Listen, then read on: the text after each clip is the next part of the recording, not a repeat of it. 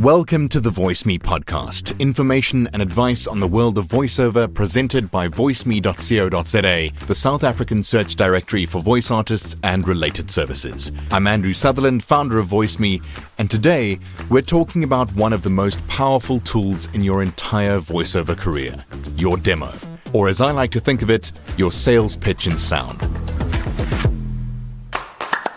Now, in episode 31, I went over some basics like when is the right time to create or update your demo, step-by-step tips to prepare, record, and polish your demo, key demo types, and how to stand out with authenticity and professional quality.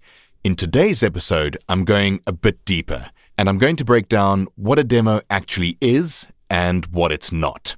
Some example scenarios for specific demos, how to craft your demo like the business tool it's meant to be, the pros and cons of multi-clip reel demos versus individual read clips, and how to keep your demo fresh, competitive, and booking work year after year. So firstly, what a demo is and isn't. If you've been in the voiceover world for more than 5 minutes, you've probably heard the term demo thrown around like it's the golden ticket to your career. And in many ways it is, but only if you truly understand what a demo is meant to be, and equally important, what it isn't. So let's strip away the fluff and buzz and get real. A demo is not a full biography of your voice career crammed into 90 seconds. It's not a laundry list of every project you've ever done, and it's not something you throw together once and then forget about for the next 5 years. Your demos are precision-crafted marketing tools. They're the highlight reels that give a potential client the confidence to think, yes, this person can deliver exactly what I need, exactly how I need it. So think about it from a client's perspective. When they listen to your demo, they're not wondering how long you've been in the business or how much you love performing. They're listening for 2 things. Do you sound like the voice in their head for this project? And do you sound like a professional who can deliver without hand-holding? That's it. Those are the 2 big boxes you need to tick. Everything else is just extra. So here's a mindset shift I want you to make. Stop thinking of your demo as a creative scrapbook of your favorite reads. Instead, think of it as a targeted sales presentation. Every clip, every line, every breath in that demo is there for one reason: to sell your suitability for hire. That doesn't mean it has to feel soulless. In fact, the best demos feel fresh, engaging, and authentic, but they're built with intention. Every part of it has a job to do. When I work with voice artists on their demos, I often start by asking, if you could only land one type of work from this demo, what would it be? And that question forces clarity. If the goal is commercial work, your demo should be laser-focused on that style, that energy, that pacing. If you're aiming for audiobooks, the clips need to show your storytelling skill, your emotional range, and sustained delivery. Trying to make one demo reel that does everything often means it does nothing particularly well. So let's run through a few common traps a lot of voice artists fall into. Number 1. My demo should show everything I can do. No. Your demo should show everything relevant to the type of work you're targeting. Keep the cartoon superhero impressions for your animation demo, not your e-learning reel. Number 2. I'll just use clips from real jobs I've done. This can work, but only if those jobs are recent, relevant, and showcase you at your absolute best. Don't include something just because it's for a big-name brand. If the script doesn't highlight a particular skill, it's not helping you. Number 3. Once I make a demo, I'm set for years. This industry changes fast. Your voice changes. Your skill set changes. Demos need to evolve with you. If you wouldn't use a 5-year-old headshot, why would you use a 5-year-old demo? Number 4. My demo is for me. Nope. Your demo is for your clients. You're crafting it to meet their needs, not to make yourself feel good. This can be a tough pill to swallow, especially when you have favorite reads that don't actually serve your market. And no, being able to do a Mickey Mouse impression is not a skill that clients are looking for. It's great that you can do it, but clients aren't looking for that. They want unique voices and characters. I remember a time early in my career when I was reaching out to clients for corporate narration jobs. Most clients asked for a demo. I sent what I thought was a great general reel. It had commercials, corporate, even a snippet of character voices. And I didn't hear back from them. A few weeks later, I reapproached them, this time sending a shorter, specifically targeted corporate-only reel. Within a couple of days, I had a project lined up. That client even told me, that first demo was good, but I couldn't really tell if you were right for our corporate work. The second one you sent nailed it. And this was a big wake-up call for me. Your demo isn't just about sounding good. It's about sounding right for the job at hand. Here's another way to think about it. Imagine you step into a lift with your dream client, and you've got 20 seconds before they get out. You're not going to tell them your entire life story. You're going to give them the most relevant reasons to work with you right now. That's your demo in audio form, a quick elevator pitch that hooks them from the start. So here's a quick test. Before you put any piece of audio into a demo, ask yourself, does this represent the kind of work I want more of? Does it sound like it was recorded recently with 2025's expected audio quality? And does it showcase a skill that's valuable to the target audience? If the answer to any of those is no, cut it and use something that is a yes to all three questions. And here's the thing. Many voice artists have great demos, clean, professionally recorded clips. Fewer artists have strategic demos. A strategic demo doesn't just show that you can read lines. It positions you as the solution to a specific kind of client's problem. That means understanding your market, tailoring your tone, and choosing or writing scripts that make the client think, this is exactly what we need. Moving on. One of the fastest ways to understand what makes a demo truly work is to look at examples where it actually delivered results, not just compliments, but actual bookings. I want to share a few scenarios. Some are from my own experience, others from voice artists I've worked with, that illustrate the link between a well-crafted demo and a real-world done deal. I've changed the names in the stories, but they are all real scenarios. Let's start with Lisa. She had been in VO for about 3 years, doing a mix of corporate narration and mostly radio commercials. She wanted to break into higher-end TV spots, but wasn't getting callbacks from the agencies she was reaching out to. When I listened to the demo she was using, I spotted the issue immediately. She was sending a general-purpose reel. It did have some decent commercial reads, but they were buried between corporate explainers and soft-selling e-learning clips. For a busy creative director or client she was reaching out to, who only had 30 seconds to decide, that was too much of a mixed message. So we worked together to create a dedicated set of 30-second commercial-only demos. We had a punchy high-energy retail spot, followed by a smooth luxury brand read, then a quirky conversational social media style ad. Within a month of sending those targeted demos to various clients, she booked a campaign for a major clothing retailer. The client who responded literally said, "I didn't know you did this kind of work. Your old demo didn't show it." The lesson here is, if you want commercial work, your demo should scream commercial from the first second. Another good example comes from Mark. He's a seasoned voice artist with a deep, resonant voice who specialized in corporate narrations. He was reaching out mainly for gigs from financial services companies, and the client asked for a strong, trustworthy tone but not too formal.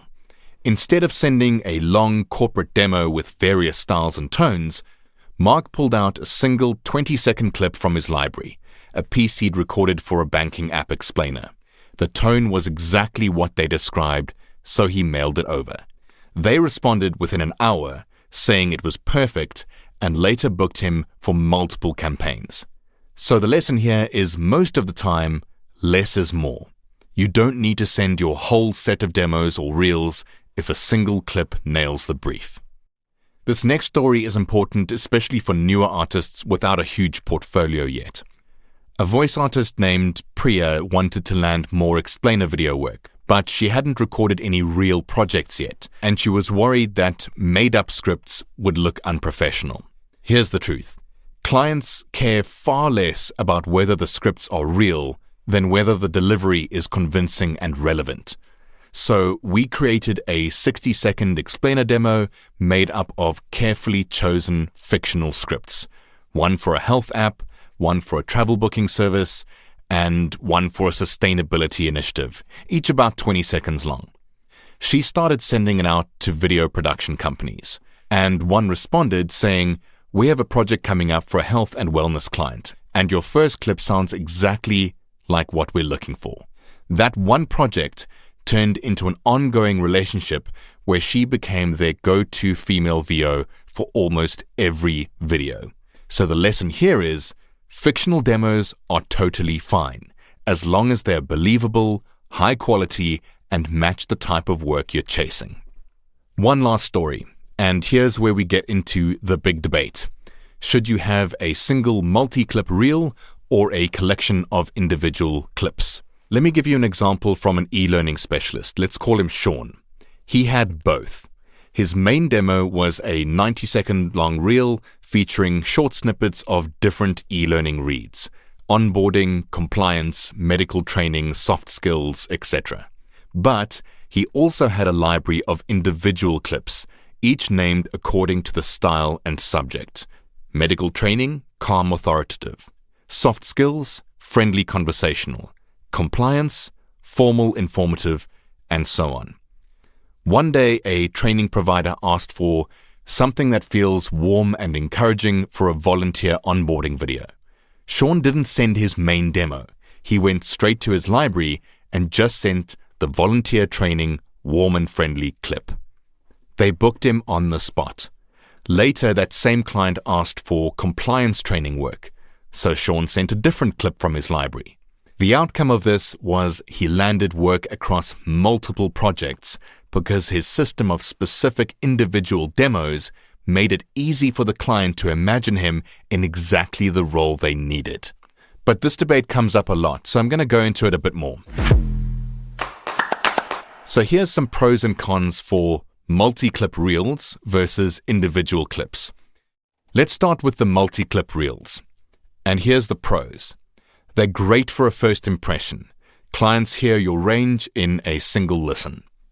It's also ideal for agents or casting directors who want to get the full picture quickly. And it's easier to market in one link or file. The cons is that it can feel unfocused if the styles vary too much. If the client only likes one style, they have to dig and listen through a long file for it. And it's not as precise for jobs with very specific requirements. Moving on to individual clips, here's the pros. They're perfect for responding to specific briefs. It's easier for clients to imagine you in a role when you send exactly what they're looking for. It also allows for constant updating. You can add or replace a clip in your library without redoing your entire long demo reel. Some cons are that it can overwhelm a new client if you send too many at once. They're also less effective as a shop window for brand new prospects who want a quick overview. And they require strong file naming, keywording, and organization to be useful to you. So my advice is to have both. Use your multi-clip reel for general marketing and first impressions, and use single clips to respond to briefs or follow-ups. That combination gives you flexibility without sacrificing professionalism. There's also a really important marketing principle at play here. Reduce the decision-making friction for your client. The easier you make it for them to hear exactly what they want, the faster they'll move toward booking you. If a client has to sift through 3 minutes of unrelated reads to find the one tone they like, you're increasing friction. But if you hand them exactly what they asked for in 20 seconds, you're making their job easier, and they will remember that. So let's move on and talk about how to craft your demo like a sales tool. Your demo is not an art gallery. It's not a place to simply display everything you've ever done in a chronological collection. It's a sales tool. And like any sales tool, it should be built with purpose, to convert interest into action. That means you need to start thinking about your demo not as a vanity project, but as a piece of marketing material that has to earn its keep. So let's get into the mindset, structure, and practical steps to crafting a booking-worthy demo that works for you and isn't just about you. Most VOs start their demos by asking, what do I sound best on? That's a good instinct, but it's only half the picture. The better question is, what does my target client need to hear to trust me with their project? For example, if you want high-end commercial work, your demo should make an agency think, this person can sell a product or service and get sales for our client. If you're targeting corporate narration, the client should feel, this person sounds like a credible, trustworthy authority, and I can put them in front of my audience without a second thought. For animation and character work, this person has range, energy, and emotional depth. By flipping the focus from you to them, you make your demo resonate in a way that's immediately more viable. So, step 1, you need to define the goal of each demo. This is where a lot of artists go wrong. They try to make a single super demo that works for every kind of genre. The result is usually a messy blend that's too scattered to land well with any one particular target client. So instead, think of each demo as a specialist tool. Commercial demos sell products and services. Corporate narration demos build trust and authority. E-learning demos delivers clarity and engagement over long-form content. Animation and character demos show range and emotional storytelling, and audiobook demos immerses the listener in pacing, tone, and characterization over time. It is completely fine to only have demos in a couple of these genres, and I would even encourage you to have multiple demos, each laser-focused on its own niche market. Step 2. Lead with your strongest clip. Attention spans are really, really short. A client or a casting director often makes a yes-no decision in the first 5 seconds of hearing you. That means your first clip in a reel should be your absolute best, the one you'd bet your career on. It should grab attention instantly, not build up like a novel. Think of it as a movie trailer moment that makes someone sit up and pay attention. One of the biggest mistakes I see is putting a slow burn first clip. You might love it, but if it takes 10 seconds to get going, most decision makers won't even hear the best part of the demo. Step 3. Sequence for impact. Once you've hooked them with your best work, you need to structure the rest of the reel so it flows and holds attention. A good rule of thumb is to start strong, immediate impact, then mix up the pacing, alternating between high energy and softer reads to keep variety, and end memorably, a clip that leaves the listener with a lasting impression. If you're making a multi-clip reel, each segment should be 10 to 15 seconds at most, unless it's an audiobook or e-learning sample where longer pacing is part of the point of the demo. Step 4. Match the audio levels throughout the entire demo. This one sounds really obvious, but you'd be surprised how many demos are sent with uneven audio levels. Some clips sounding polished and studio-ready, others sounding like they were recorded in a bathroom. If you want to be hired for professional work, every single second of your demo should meet broadcast quality. That means clean recordings, no room echo, background noise, or hiss. Consistent levels, similar volume from clip to clip, and appropriate sound design. If you're adding music and SFX, this should support the read, not drown it. A client won't excuse bad quality on one clip because the performance was good. Poor audio quality immediately translates to inexperience and non-professional, two huge risks clients want to avoid. Step 5. Consider the pros and cons of adding music and SFX. They can definitely bring a script to life, but they're not always necessary. And in some cases, it can actually hurt your chances. So here's some pros and cons for adding music and effects. They add realism and context. It helps pacing and energy, and can also highlight versatility in style. Some cons are, it can mask issues in delivery or audio quality, especially if you've added effects to your actual voice track. Music and effects may also distract from your voice, and if poorly chosen or mixed in, can make your demo feel overwhelming or even dated. So when in doubt, keep the music subtle. The goal is to make your voice the star.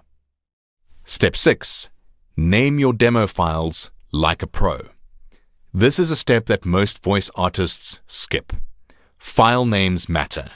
If you send me a file called demo-final-v3 revision 2.mp3, it looks sloppy. Instead, name it clearly and professionally. Your name, language, commercial demo reel.mp3. Or more specifically for library clips, your name, language, e-learning, warm authoritative.mp3. It's a small thing, but it signals professionalism, and that matters when a client is choosing between equally talented artists.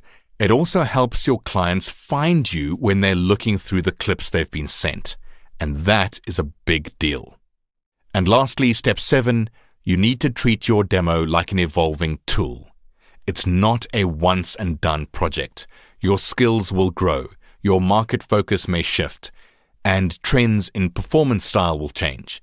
If your demos are more than a couple years old, it's probably due for a refresh.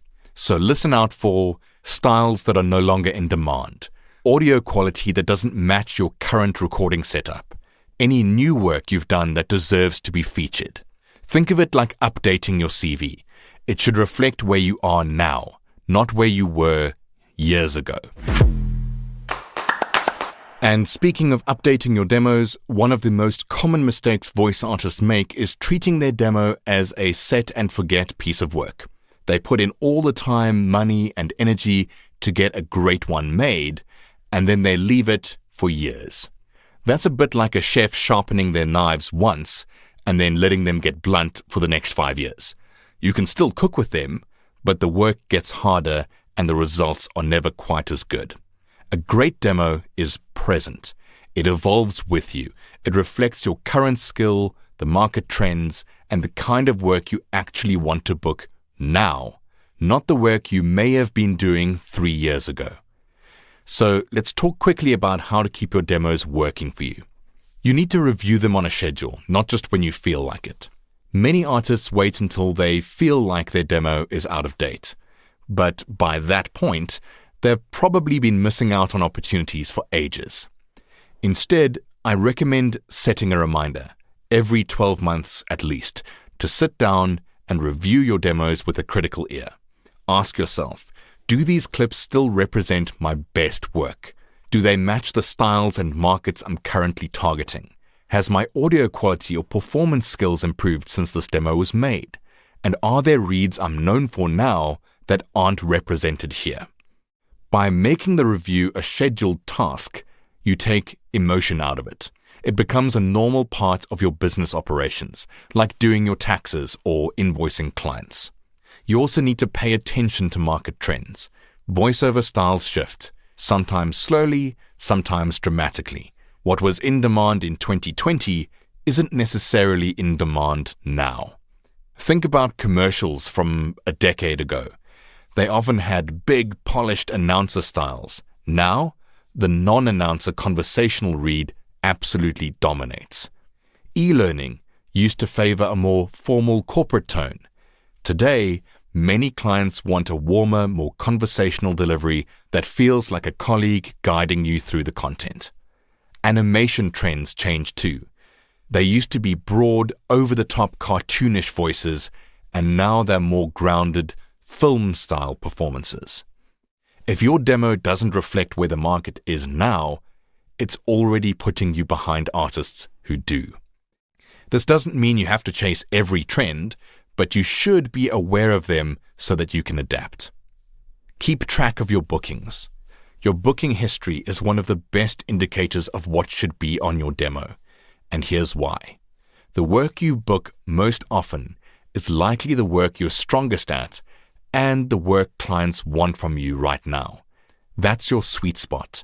If you've been booking a lot of warm, reassuring corporate reads for the healthcare sector, but your demo still opens with a high-energy retail commercial, you're not leading with your most relevant selling point or clip. On the other hand, if you've stopped booking a certain style, ask yourself if it's still worth showcasing. It might be time to retire it and replace it with something else. Use client feedback to your advantage. Every time a client compliments a particular read or delivery or tone, take note. Over time, you'll start seeing patterns, and those patterns tell you what the market values most about your voice. If 3 different clients tell you, "You have such a calm, trustworthy voice, perfect for explaining complex topics," that's gold. That's a style that deserves to be prominent in your demos. And if a client says, "We booked you because you sounded just like our audience," listen to that. It's insight into how your voice fits into their brand identity, and you can use that knowledge to select and structure demo clips more effectively. You should also have both a quick edit mindset and a long-term refresh plan. Not every update requires a full-blown re-recording session with a producer. Sometimes all you need is a small adjustment. Swapping out one outdated clip for a more recent one. Reordering the clips to start with something more relevant or stronger, or simply cleaning up the overall mix so everything is consistent and easy on the ear. These quick edits keep your demo fresh without the cost and time commitment of a complete overhaul. Importantly, archive, don't delete.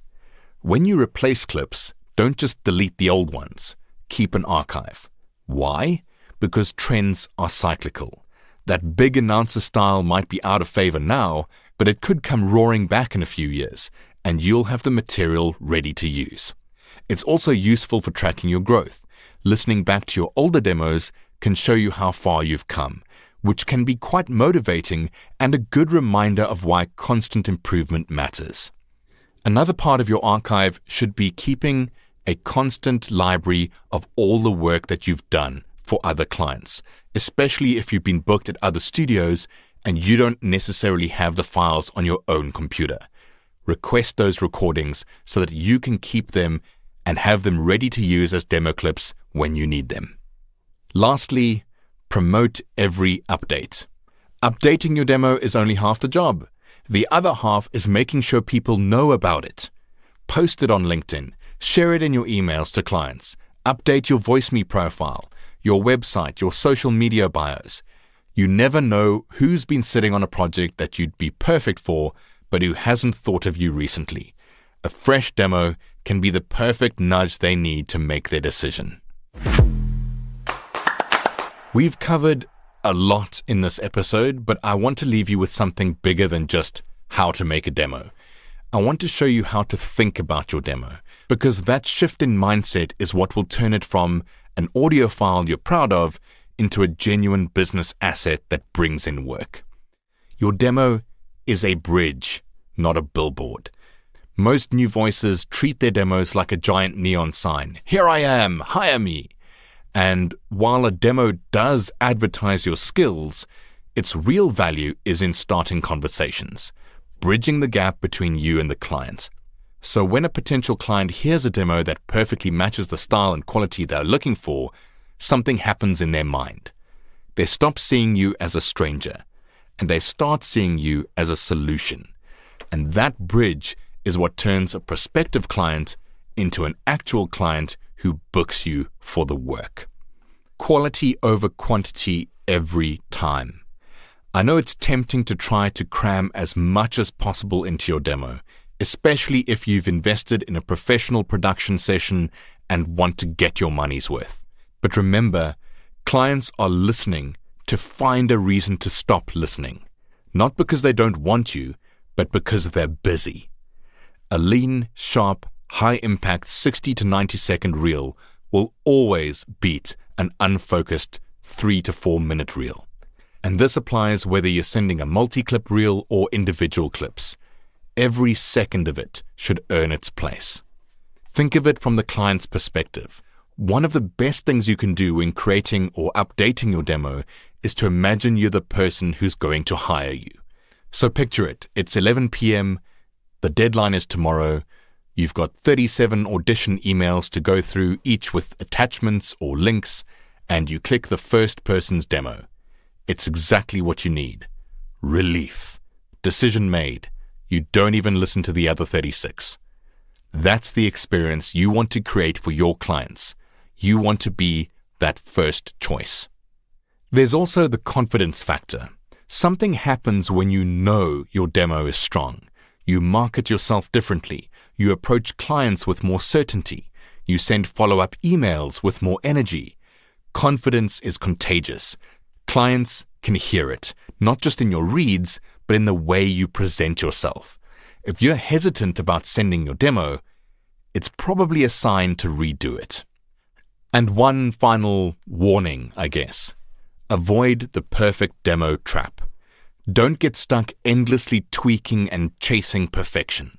A good enough demo that's out there and being heard is worth far more than a perfect demo that's still on your hard drive gathering dust, waiting for one last adjustment. Yes, take the time to make it solid. Yes, get professional feedback, but then release it into the world and let it do its job. You can and should update it over time, but if you never launch it, you'll never book from it. So to wrap up, here's your demo to done deal challenge for the week. Listen to your current demos. Do they still represent your best work? Get external feedback. Ask a trusted industry colleague for honest input. Decide your format mix, multi-clip reel or individual clips, or both. Update one element. Even if it's small, make one improvement this week and put it to work. Send it to one new contact and one past client. Do that, and you'll be actively moving your demo from just being an audio file to being a deal-closing, client-connecting, career-growing asset. And if you don't have a demo, commit to creating one in the next 30 to 60 days. I offer various demo production packages that suit everyone from new artists to experienced pros. But one thing to note though, if you are not demo ready, then it's going to be a waste of your time and a waste of my time and a waste of your money. Get coaching and training first. I will not record your demo if you are not properly ready. And if you do have a demo, commit to sending it to at least 10 new people in the next 2 weeks. Don't wait for the right time. There is no perfect time. The best time to get your demo working for you is today. And that's it for this week's episode. If there's one thing I hope you take away from this, it's that your demo is not just a showcase, it's a door opener. When it's built with strategy, used consistently, and refined over time, it becomes one of the most powerful tools in your voiceover career. And remember, you don't have to wait for someone to come looking for you. You can and should put yourself out there.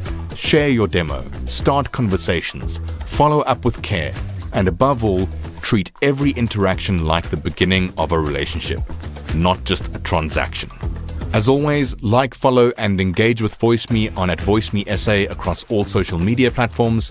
And if you enjoyed today's episode, please like, share, subscribe, turn on automatic downloads, or click the bell icon so you don't miss the next one. For questions or support, you can email me directly at support@voiceme.co.za, leave a comment here, or call me on 0861 VoiceMe. That's 0861 864 2363 if you're in South Africa. I'm Andrew Sutherland, and that's it from me here at VoiceMe for this week. Cheers for now.